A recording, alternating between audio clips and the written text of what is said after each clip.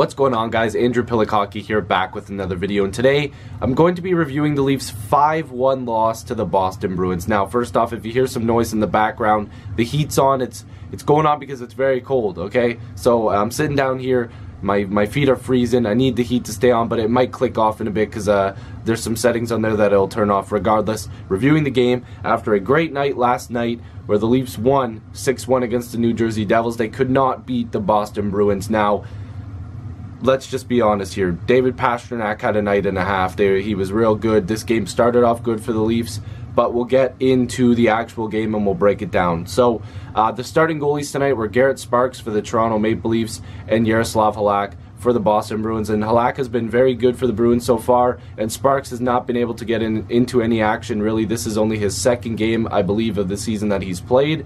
I would have liked to see him play last night against the Devils and then had Freddie against Boston because, you know, Freddie's the number one. You kind of want him to go, you know, head on to Boston. But maybe they figured, you know, Boston's always a heavy workload. Let's see what Sparks can do.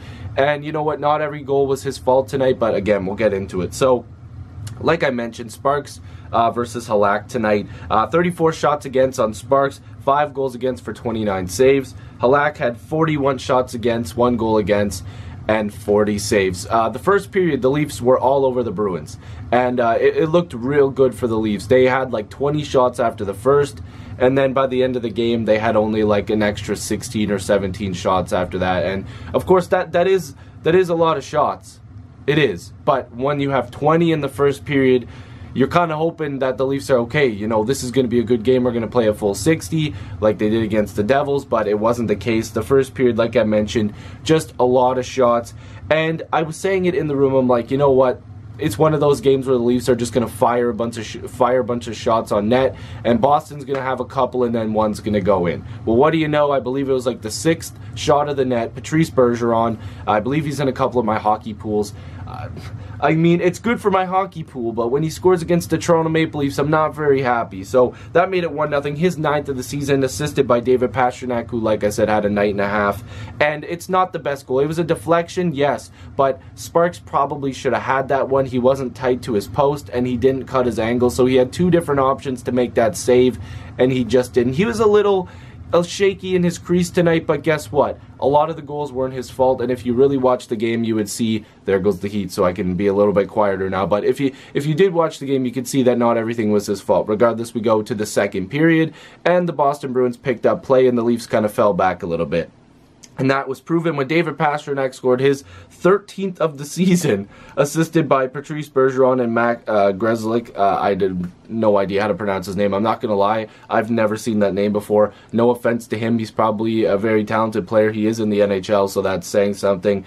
But you just can't leave Pastrnak open, and I believe this was the shot that he just ripped top corner. Nice pass by Bergeron, and you just can't stop those. Not very many goalies in the league is stopping that shot. And by the amount of goals he scored this year, not a big surprise. He's on his way to a monstrous season. Like, we're talking, I would predict Pastrnak is going to blow up this year when it comes to his goals scored. He could score 40. Let's be real here. Pastrnak could score 40 goals. Regardless, he just was like, you know what? I'm going to bury another one. His 14th of the season on the power play again. One that Sparks probably didn't have that much of a chance on. That was assisted by Marchand and Patrice Bergeron again. Bergeron getting points for my pool, but not the greatest... Not the greatest for the Leafs and my team. I'd rather Bergeron just not be on the score sheet and my pool just go down the crapper. But, I mean, 3-0 Bruins. His Pasternak's 14th of the season on the power play. That's the thing. Boston just sometimes, they have the Leafs number. And we've seen it in the playoffs before. Couple game 7s in a row where Boston just comes back and wins these games. God, I don't want to remember those games, but Boston is just so damn good against the Toronto Maple Leafs. Regardless, the Leafs would get one back late in the first period. They was a power play, or sorry, late in the second period, a power play had just expired. John Tavares, after a nice feed from Mitch Marner, scored his 10th of the season, who's on his way to a pretty monstrous year as well, probably for career high. That one was assist by Marner and Morgan Rielly grabbing a point there as well. I've seen the race for top defensive points now is like Chabot and Rielly, so that's pretty cool to see both of them doing really good. Chabot from Ottawa, of course, and Rielly from the Maple Leafs. And, you know, Tavares getting on the score sheet again, it's good to see. And when you're down 3-1 going into the third, you only need to score 2 goals. And you know what? The Leafs have done it before, and they're a high-scoring team, regardless of Matthews not being in the lineup and William Nylander obviously not being signed yet, which I will have an update on him in a video that's being posted right after I do this game review. It should be up tonight. It might be a late upload, but I'll make sure to promote it tonight and then tomorrow as well. So make sure you stay up for that one if you don't have anything going on Sunday tomorrow. So catch an eye out for that. That video is going to be up after this one. Regardless, 3-1 going into the third period, and I'm like, it's inevitable. Like, Pasternak's definitely going to grab a hat trick this game, isn't he? He scored his 15th of the season on the power play, assisted by Marchand and Krug. Again, you can't leave the guy open, and the Bruins were just like, all right, you know what, we took over this game. And the shots by the end of the game, like, the Bruins just basically stormed right back and had nearly as many shots.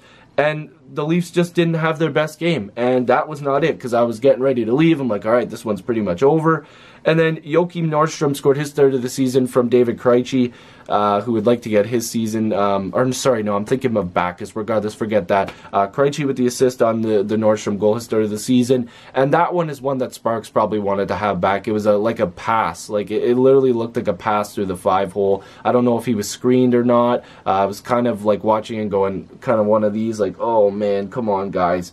But you know what? 5-1. Pastrnak had a night, Bergeron had a night, the Bruins and Halak had a night. 5-1 victory. Like I said, a Nylander update will be posted right after this video. So Bruins just got the better of the Leafs. The Leafs are still having a pretty good start to the year without Nylander and Matthews. Freddie wasn't in net tonight. Sparks got an opportunity. He just wasn't as good as he could have been, but he did play pretty solid regardless, because some of those goals weren't his fault. You got to keep giving him chances, because he is still, obviously young, and he's going to have more opportunities to take over the crease as a backup. And years down the line, maybe he solidifies as a starter. I don't think so, but we'll have to see. Regardless, if you're new, make sure you subscribe. Love to have more hockey conversations with you. Join the squad. Let's get to 4,000 subscribers. I'll see you guys in the next video or stream. Make sure you click that notification bell. Peace.